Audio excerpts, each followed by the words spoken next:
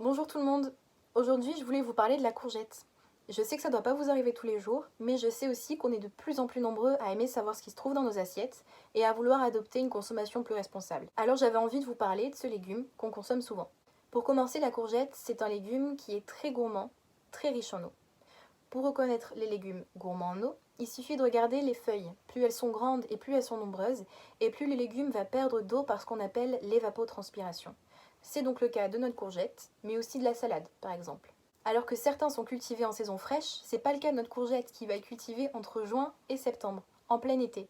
Elle va donc avoir besoin d'un arrosage important. On estime qu'il faut environ 300 litres d'eau pour obtenir 1 kg de courgettes. En plus de ça, la courgette est particulièrement sensible aux nuisibles et aux maladies.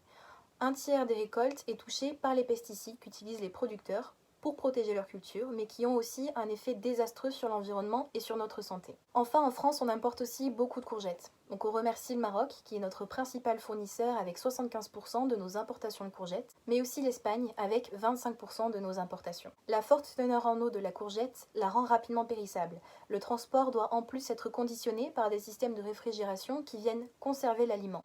On rajoute un petit peu plus d'énergie à la note. Cependant, pas de panique, les légumes ont un impact carbone bien moins important que celui de la viande par exemple. Enfin, qu'est-ce qu'il faut retenir de tout ça?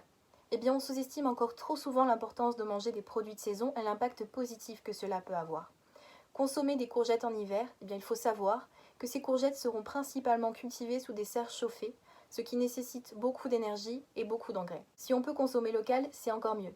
Vous pouvez être sûr que votre courgette aura fait bien moins de route pour venir jusqu'à vous et donc bien moins d'émissions de gaz à effet de serre. Et puis on va pas se mentir, quand c'est frais, c'est meilleur.